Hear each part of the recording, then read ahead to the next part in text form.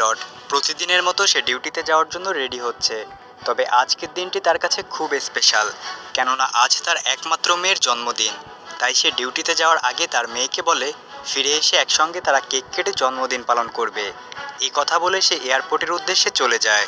তো লিও এয়ারপোর্টে গিয়ে জানতে পারে আজ তার কোপাইলট কাই নামে একটি ছেলে, যে কিছুদিন আগেই জয়েন করেছে। সেই সাথে লিও তার থার্ড পাইলট ওয়াংয়ের সাথে কথাবার্তা সেরে নেয়।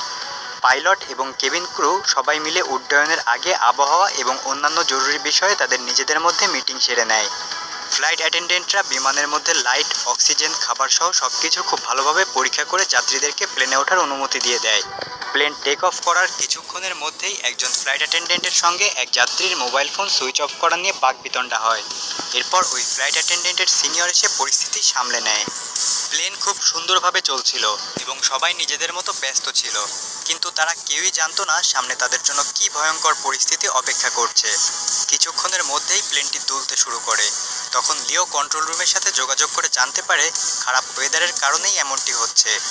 তো তখন পাইলটেরা কন্ট্রোল রুম থেকে অনুমতি নিয়ে প্লেনটিকে আরও বেশি উচ্চতায় নিয়ে যায়, যাতে বাতাসের তারতম্য কিছুটা কম থাকে। এদিকে প্লেনের ভেতর ফ্লাইট অ্যাটেন্ডেন্টরা সবাইকে খাবার সার্ভ করে, আর সব কিছুই ধীরে ধীরে আবার আগের মতো হয়ে যায়। ককপিটে লিও এবং তার কোপাইলট কাই নিজেদের ভেতর গল্প করছে।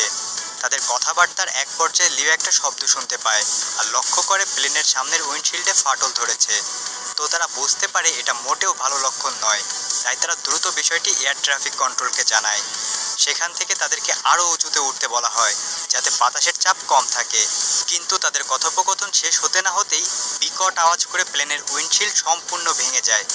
প্রচণ্ড বাতাসের বেগে কাই জানালা দিয়ে অর্ধেক বেরিয়ে যায় এবং লিও তার সমস্ত শক্তি দিয়ে তাকে ভেতরের দিকে টেনে ধরে। ঠিক এ সময়ে ভাঙা কাচের টুকরার আঘাতে প্লেনের ডান দিকের ইঞ্জিনে আগুন লেগে যায়। প্লেনের ভেতর সবাই বুঝে যায় খুব খারাপ কিছু একটা ঘটেছে। আর ওই প্লেনে থাকা 119 জন যাত্রী আর 9 জন ক্রু মেম্বারের সকলের জীবন এখন লিও এর হাতে। ককপিটের দরজা যেহেতু বন্ধ ছিল, তাই ভেতরে থাকা কেবিন ক্রু এবং প্যাসেঞ্জার তখনও বুঝতে পারছিল না বাইরে কি ঘটছে। তাই সবাইকে সিট বেল্ট বেঁধে শান্ত থাকার জন্য অনুরোধ করা হচ্ছিল। এদিকে সেই থার্ড পাইলট ওয়াং এবং ফ্লাইট অ্যাটেন্ডেন্টের চিফ বিনান তখন বাইরে থেকে ককপিটে থাকা পাইলটদের সাথে যোগাযোগ করার চেষ্টা করে। তবে ককপিট থেকে কোনো আওয়াজ না পেয়ে তারা বুঝে যায় নিশ্চয়ই গুরুতর কিছু ঘটেছে। এদিকে ককপিটের ভেতরে লিও তখনও কাইকে প্রাণপণে টেনে ধরে রেখেছে, যাতে সে প্লেন থেকে ছিটকে পড়ে না যায়।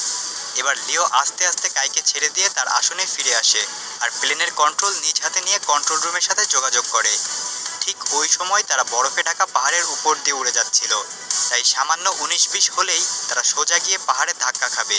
তখন প্লেনটি হঠাৎ ডানে অনেকটা ঘুরে যায় আর এতে যাত্রীরা সবাই একপাশে চলে যেতে শুরু করে। এবার যাত্রীদের মাঝেও পুরোপুরি আতঙ্ক ছড়িয়ে পড়ে আর তারা সিট বেল্ট শক্ত করে বেঁধে নেয়। ফ্লাইট অ্যাটেন্ডেন্টরা নিজেদের জীবন বাজি রেখে তখন সেখানে থাকা বয়স্ক আর বাচ্চাদের সাহায্য করতে থাকে। এদিকে লিও আপ্রাণ চেষ্টা করছে প্লেনের কন্ট্রোল ফিরে পাওয়ার জন্য। তখন লিও প্লেনটিকে একটি আচমকা টান দেয় আর এতে কাই আবারও প্লেনের ভেতর চলে আসে। সে কাইকে ভেতরে আনার জন্য ইচ্ছে করেই এমনটি করে। তবে এতে ককপিটের দরজা আচমকা খুলে যায় আর প্রচণ্ড বাতাসের চাপে সব কিছু এলোমেলো হয়ে যেতে শুরু করে। তাদের সামনে অক্সিজেন মাস্ক নেমে আসে আর ফ্লাইট অ্যাটেন্ডেন্টরা অনেক কষ্টে সবাইকে অক্সিজেন মাস্ক পরতে সাহায্য করে। তো এবার ওয়াং অনেক কষ্টে ককপিটে প্রবেশ করতে সক্ষম হয়। সেখানে গিয়ে ওয়াং দেখতে পায় প্রচণ্ড ঠান্ডায় লিও কাঁপছে আর অক্সিজেনের অভাবে প্রায় অজ্ঞান হয়ে যাচ্ছে। তখনই ওয়াং লিওয়ের মুখে একটি অক্সিজেন মাস্ক দিয়ে দেয় আর কোনো মতে বোতাম টিপে প্লেনটিকে আরও নিচুতে নিয়ে আসে। কন্ট্রোল অফিসের সাথেও তাদের যোগাযোগ বিচ্ছিন্ন হয়ে যায়। তাই আশেপাশের এয়ারপোর্টের ফ্লাইট ক্যান্সেল করে সব রানওয়ে খালি করে দেওয়া হয়, যাতে ইমার্জেন্সি ল্যান্ডিং করতে পারে। সেই সাথে পুলিশ এবং ফায়ার সার্ভিস সব কিছু নিয়ে যে কোনো খারাপ সিচুয়েশন মোকাবেলার জন্য প্রস্তুত হয়ে যায়। সেই সাথে কন্ট্রোল রুম থেকে 3টি ফাইটার জেট পাঠানো হয়, যাতে তারা গিয়ে ওই প্লেনটিকে খুঁজে বের করে লিও এর সাথে যোগাযোগ করতে পারে। আসলে নিচে বসে সবাই যা কিছুই করুক না কেন, প্লেনে থাকা সব মানুষদের জীবন যে এখন কেবলমাত্র লিও এর হাতে। তখন বিনান সকলকে জানিয়ে দেয় যে তারা ককপিটের প্রেশার লস করেছে আর সকলকে সিট বেল্ট বেঁধে শক্ত হয়ে বসতে বলে। কন্ট্রোল রুম থেকে তখন বলা হয় লিওদের সামনে বরফে ঢাকা বিশাল পাহাড় রয়েছে আর সেখান থেকে যেতে হলে তাদেরকে আরও 3000 মিটার নিচ দিয়ে যেতে হবে, নইলে তারা পর্যাপ্ত অক্সিজেন পাবে না। এটা লিও এর জন্য একরকম সুইসাইড করার মতো, কেননা মাত্র একটি ইঞ্জিন তখন কাজ করছে আর ককপিটে ঝড়ের গতিতে বরফের টুকরা আর বাতাস ঢোকার কারণে তাদের সামনে কি রয়েছে সেটা দেখাও অসম্ভব হয়ে পড়েছে। তাই পাহাড়ের ভেতর দিয়ে যাওয়ার সময় প্লেন যে কোনো সময় পাহাড়ে ধাক্কা খেতে পারে। এদিকে নিচে সাধারণ মানুষ ওই প্লেনের খারাপ পরিস্থিতির কথা জানতে পেরে যায়। ওই প্লেনে থাকা যাত্রীদের আত্মীয় স্বজনেরাও এয়ারপোর্টে এসে কান্নাকাটি করতে থাকে। এদিকে প্লেনের ভেতর যাত্রীরা আস্তে আস্তে ধৈর্য হারিয়ে ফেলতে থাকে। তাদের মধ্যে একজন যাত্রী উঠে কি হয়েছে সেটা দেখার জন্য ককপিটের দিকে যেতে যায়, আর একজন ফ্লাইট অ্যাটেন্ডেন্টকে খাবার ট্রলি দিয়ে আঘাত করে। তখন বিনান তার সামনে এসে দাঁড়ায় আর খুব প্রফেশনালিজমের সাথে বলে, যা কিছুই হোক এখন তাদেরকে পাইলটের ওপর ভরসা রেখে নিজেদেরকে শান্ত রাখতে হবে। এদিকে ককপিটে ওয়াং যথাসম্ভব চেষ্টা করছে লিওকে উষ্ণ রাখতে, আর লিও ঝড়ের মধ্য দিয়ে প্রাণপণ চেষ্টা করে প্লেনটিকে সামনে এগিয়ে নিতে থাকে। এদিকে লিও এর ওয়াইফ তখন তাদের মেয়ের জন্মদিন পালনের জন্য খাবার তৈরি করছিল। ঠিক তখন সে লিও এর বিপদে পড়ার খবর জানতে পারে, কিন্তু সে বিচলিত না হয়ে তাদের মেয়েকে সান্ত্বনা দিতে থাকে। এদিকে প্লেনের ভেতর লিও আস্তে আস্তে বেহুশ হয়ে যেতে শুরু করে, আর সে তার চোখের সামনে দেখে তার মেয়ের জন্মদিনে সে কেক কাটছে। কিন্তু পরক্ষণেই ওয়াং লিওকে জাগিয়ে দেয়। এরপর লিও ওই কালো মেঘের মধ্য দিয়ে রাস্তা খুঁজে খুঁজে প্লেন চালিয়ে নিয়ে যেতে থাকে।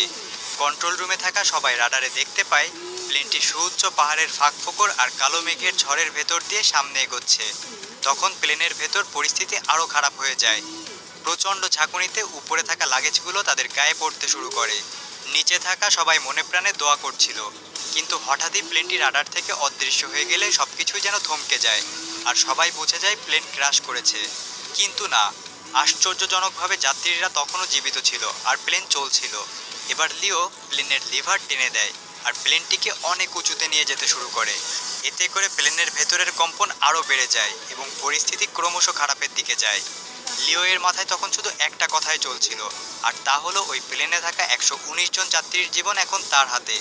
অনেক চেষ্টার পর অবশেষে প্লেন ওই মেঘের ভেতর থেকে বেরিয়ে আসে। সেই সাথে পরিস্থিতিও স্বাভাবিক হয়ে যায়। মৃত্যুকে খুব কাছ থেকে দেখা এই যাত্রীরা এবার নিজেদের মধ্যে তাদের সিক্রেট বিষয়গুলো নিয়ে কথা বলতে শুরু করে। অনেকে তাদের জীবনের শেষ ভিডিও বানায় তাদের প্রিয়জনদের উদ্দেশ্যে রেখে যাওয়ার জন্য। ঠিক তখন প্লেনটি আরও অনেক নিচুতে চলে আসে, যেখানে পর্যাপ্ত অক্সিজেন রয়েছে, আর পাইলট আরও ভালোভাবে দেখার জন্য তার অক্সিজেন মাস্কটি খুলে নেয়। সেই সাথে তারা আবারও কন্ট্রোল রুমের সাথে যোগাযোগ করতে সক্ষম হয়। কন্ট্রোল রুম থেকে তাদেরকে বলা হয় ইমার্জেন্সি ল্যান্ডিং করার জন্য। প্লেনের ভেতর সবাই ক্র্যাশ ল্যান্ডিংয়ের জন্য প্রস্তুতি নিতে শুরু করে। তবে অবশেষে প্লেন কোনো ঝামেলা ছাড়াই মাটি স্পর্শ করে, কিন্তু বিপদ তখনও কাটেনি। ওই রানওয়েটি ছিল বেশ ছোট, আর প্লেনটি সজোরে সামনের দিকে এগিয়ে যেতে থাকে। কিন্তু শেষ মুহূর্তে এসে তারা সজোরে লিভার টেনে দেয়,